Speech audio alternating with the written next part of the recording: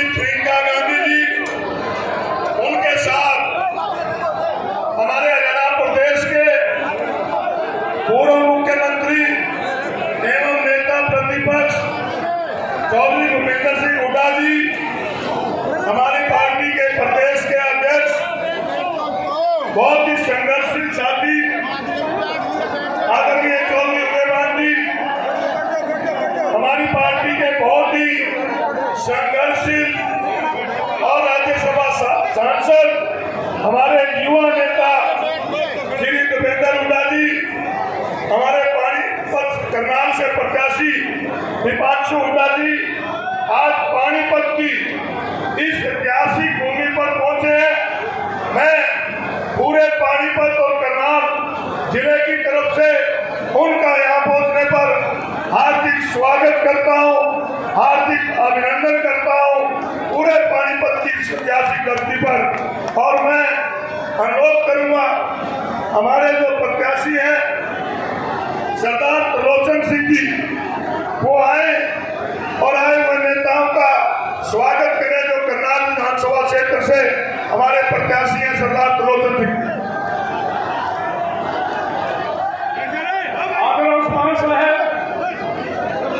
देश की पूर्व प्रधानमंत्री श्रीमती इंदिरा गांधी जी, जिन्होंने देश की एकता अखंडता के लिए अपने प्राण न्यौछावर किए, देश के पूर्व प्रधानमंत्री राजीव गांधी जी, जिन्होंने देश में ही टूटने दिया, उनकी बेटी, उनकी पोती और हमारे आने वाला भविष्य प्रियंका गांधी जी का, प्रियंका गांधी जी का मैं पानीपत की धरती में हार्दिक स्वागत करता हूँ।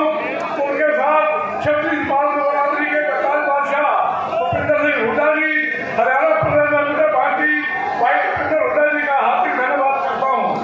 प्रियंका जी, मेरे को 2019 में भी भूपेंद्र सिंह हुड्डा जी ने पूर्व मुख्यमंत्री मनोहर लाल खट्टर जी के खिलाफ चुनाव में उतारा था और फिर मेरे को पार्टी ने नायब सिंह सैनी मौजूदा मुख्यमंत्री के खिलाफ चुनाव में उतारा है। मैं पार्टी का धन्यवाद करता हूँ, साथ ही मैं विश्वास रखता हूँ कि आपकी हर कसौटी पर खरा उतरूंगा। लेकिन मौजूदा सरकार, भाजपा सरकार, सीधे भगत सिंह का नारा लगाया था, हिंदू मुस्लिम सिख ईसाई सभी भारतीय भाई भाई, उस नारे को खंडित करने जा रही है। बाबा भीमराव अम्बेडकर के सिद्धांत को तोड़ने की हरसंभव कोशिश करने जा रही है। आप चाहते हो देश एक रहे, आप चाहते हो भीमराव अम्बेडकर जी का सिद्धांत बचा रहे। 25 मई को देवांशु राजा जी मेंबर पार्लियामेंट के लिए और विधानसभा के लिए मेरे को करनाल विधानसभा के लिए वोट दें और कांग्रेस सरकार बनाए। धन्यवाद, जय हिंद। बहुत बहुत धन्यवाद। अब पानीपत की ऐतिहासिक नगरी में पहुंचने पर हमारे पार्टी के वरिष्ठ साथी हैं वीरेंद्र बुल्ले शाह जी, वो प्रियंका जी को मोमेंटो देकर स्वागत करेंगे। वीरेंद्र बुल्ले शाह जी और हमारे दीपांशु राजा, वो सूत की माला देकर हमारी प्रियंका गांधी जी को, हमारे जो राष्ट्रीय महासचिव हैं हुड्डा साहब को, उदयभान जी को और दीपेंद्र हुड्डा को स्वागत करेंगे।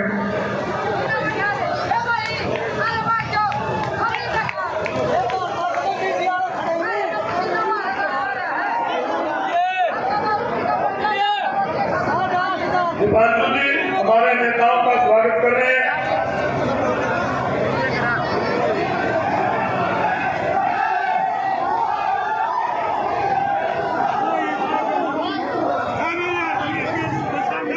अब मैं आपके बीच हमारे जो करनाल लोकसभा सीट से प्रत्याशी हैं, जो बहुत ही युवा और ऊर्जावान, बहुत जुझारू साथी, जिन्होंने आज ऐसे अधिकारी जो मुख्यमंत्री हमारे हुआ करते थे मनोहर लाल जी, उनको आप लोगों के सहयोग से आज घर चलाने का काम किया। मैं अनुरोध करूंगा दीपांशु राजा से वो भी आए और नेताओं का स्वागत करें और आपसे वोट की अपील करें। दीपांशु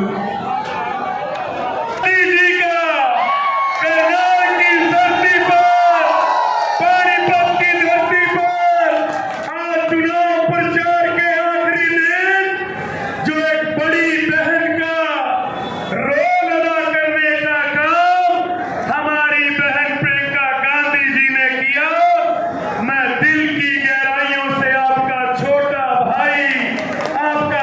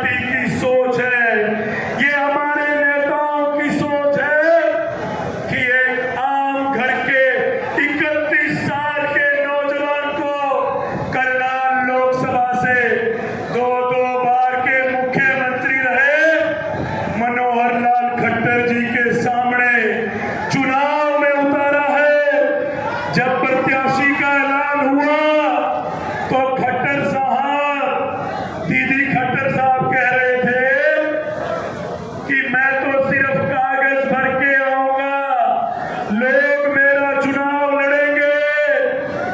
लेकिन मैं बताना चाहूंगा, हमारे सम्मानित बुजुर्ग बैठे हैं, मातृशक्ति बैठी है, नौजवान साथी बैठे हैं, जो खट्टर साहब कह रहे थे कि मैं तो सिर्फ पर्चा भर के चला जाऊंगा। अभी 4 दिन पहले इनकी पार्टी के राष्ट्रीय अध्यक्ष जेपी नड्डा जी आए हुए थे। 2 दिन पहले इनके गृह मंत्री अमित शाह जी आए हुए थे और कल देश के रक्षा मंत्री राजनाथ सिंह आए हुए थे। मैं कह रहा था, मैं कह खट्टर साहब, अगर कमी रह रही हो तो अमेरिका से डोनाल्ड ट्रंप को और बुला लो। 31 साल के नौजवान के सामने बीजेपी की हालत है कि बीजेपी को आज अपने दिल्ली के नेताओं को करनाल में बुलाना पड़ गया। और मैं कह रहा था, ये बीजेपी वाले कह रहे थे, बीजेपी वाले कह रहे थे, मीडिया वाले कह रहे थे कि बीजेपी के पास तो सत्ता बल है, उनके पास तो धन बल है, उनके पास तो प्रशासन की ताकत है। अरे मैं कहा, मेरे पास मेरी बड़ी बहन प्रियंका गांधी जी का बांधा हुआ धागा है, मेरे पास मेरे नेता चौधरी भूपेंद्र सिंह हुड्डा जी का सर पर आशीर्वाद है और मेरे पास हमारे अध्यक्ष चौधरी उदयभान जी का साथ है और मेरे पास मेरे बड़े भाई का चौधरी दीपेंद्र सिंह हुड्डा जी का सर पर साया है। और दीदी मैं कह रहा था, मगर इतना सामान इकट्ठे हुए पीछे तो मैं एक नहीं, मैं 10-10 खट्टर साहब लेने गई। मैं ज्यादा समय आपके बीच में ना लेता हुआ आज की ऐतिहासिक रैली के लिए समस्त कांग्रेस कार्यकर्ताओं को, 36 बिरादरी के बुजुर्गों को, नौजवान साथियों को यहां से धन्यवाद देना चाहूंगा और बताना चाहूंगा कि इस मंच से अब खट्टर जी को बाय बाय कहने का समय आ गया है कि न किसानों को एमएसपी दिलवाएं, इसलिए खट्टर जी को बाय बाय, बेरोजगारों को रोजगार दिलवाएं, इसलिए खट्टर जी को, अग्निवीर को हटाएं, इसलिए खट्टर जी को, कर्मचारियों को ओपीएस दिलवाएं, इसलिए खट्टर जी को, गरीबों को राशन दिलवाएं, इसलिए खट्टर जी को, करनाल का भविष्य उज्जवल बनवाएं, इसलिए खट्टर जी को, और ईवीएम की मशीन पर हाथ का बटन दबाए और खट्टर जी को बाय बाय। मैं दोबारा से बड़ी बहन प्रियंका गांधी जी, हुड्डा साहब, उदयभान जी, दीपेंद्र जी और समस्त कार्यकर्ताओं का यहां से धन्यवाद करता हूं और विश्वास दिलाता हूं कि जो भरोसा आपने मुझ पे किया है, 31 साल की उम्र है, मेरे शरीर में कितने सांस है मुझे नहीं पता, लेकिन अगली सारी उम्र आपके चरणों में रहकर आपकी सेवा करने का काम करूंगा। बहुत बहुत धन्यवाद। बहुत बहुत धन्यवाद दीपांशु जी, आपने विस्तार से खट्टर साहब को बाय बाय कह दी। अब मैं ऐसे अपने युवा साथी को बुलाना चाहूंगा कि जिन्होंने जब किसान आंदोलन चल रहा था इस देश की पार्लियामेंट में आप लोगों के साथ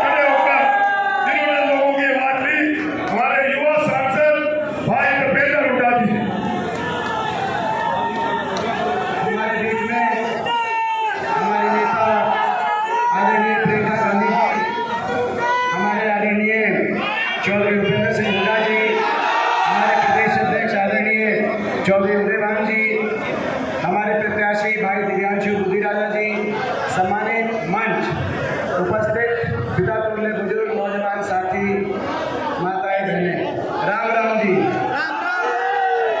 ठीक हो? सबसे पहले आज आपके बीच में मैं पहुंचा, मैं देखने आया था। जब चुनाव शुरू हुआ, जब मैं आपके बीच में शुरू में आया था, तो कह रहे थे कि करनाल में पता नहीं क्या होगा। फिर कहने लगे कि करनाल में मुकाबला बनता जा रहा है।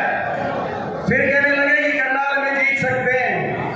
और आज रोहतक में उसमें बात यह आई कि दीपेंद्र जी थोड़ी मेहनत बढ़ाओ, कहीं करनाल में रोहतक से ज्यादा ना जीत जाए। मैं आपको देखने के लिए आया था यहाँ पर। मैं बधाई देता हूँ आपको। 10 साल इस सरकार ने क्या किया, उसका तराजू पे तोल के आकलन का समय आ गया है। 10 साल ये डबल इंजन की सरकार, ऊपर नीचे, और हरियाणा में बीजेपी जेजेपी का डबल इंजन रह गए, डब्बे छूटते चले गए। ऐसी सरकार ने क्या किया? आज हरियाणा प्रदेश 10 साल के बाद देश में बेरोजगारी में सबसे ज्यादा, पढ़े लिखों को रोजगार नहीं, सबसे आगे बेरोजगारी में, महंगाई में, नशा बढ़ गया, अपराध बढ़ गया, विकास हुआ नहीं, विकास की पटरी से हरियाणा उतर गया, और हर वर्ग का ऐसा अपमान, हरियाणा की पहचान में चोट कर दी सरकार ने। हमारी पहचान थी जय जवान, जय किसान, जय पहलवान, जय संविधान, ये हमारी हरियाणा प्रदेश की पहचान हुआ करती थी। मगर इस सरकार ने, भारतीय जनता पार्टी ने हमारी उस पहचान पे भी चोट करने से पार्टी पीछे नहीं हटी। जय जवान नहीं रहने दिया, अग्निपथ योजना ले आए। कांग्रेस की सरकार आएगी, ये अग्निपथ योजना कच्ची भर्ती जाएगी और फौज में पक्की भर्ती दोबारा से लौट कर आएगी।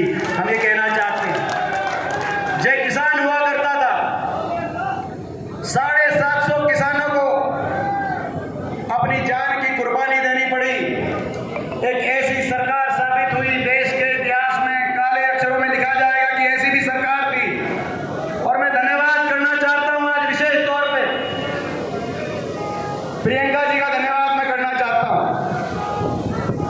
जब किसान आंदोलन हुआ देश में, तो पूरे किसान आंदोलन में अगर किसान के साथ कोई खड़ा हुआ, लखीमपुर खेड़ी, आज हम वो दिन याद कर रहे हैं, अगर किसान के साथ कोई खड़ा हुआ और जेल में जाकर 3 दिन बिताने का काम किया, तो प्रियंका गांधी जी पहुंची लखीमपुर खेड़ी और वहां पर 3 दिन तक जेल में रही किसान के साथ आपने।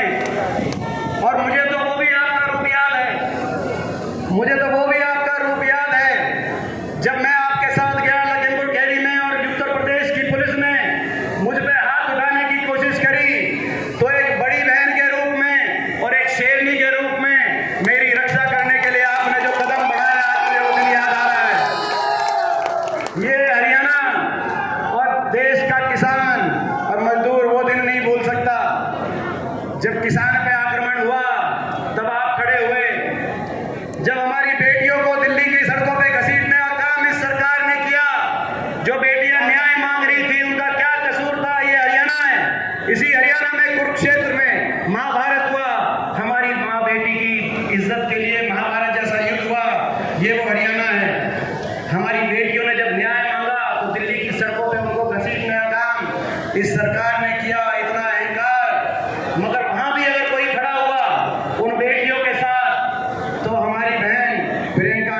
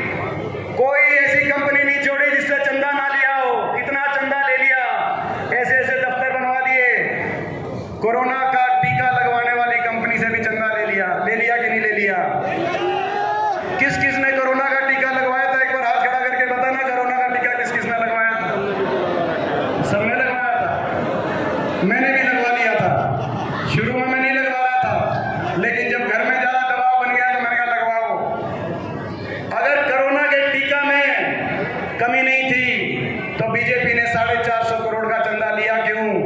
और अगर टीके में कमी थी तो आप पर हमको टीका लगवाया क्यों? ये तो ऐसी पार्टी है, इन्होंने किसी को नहीं छोड़ा। इनके पास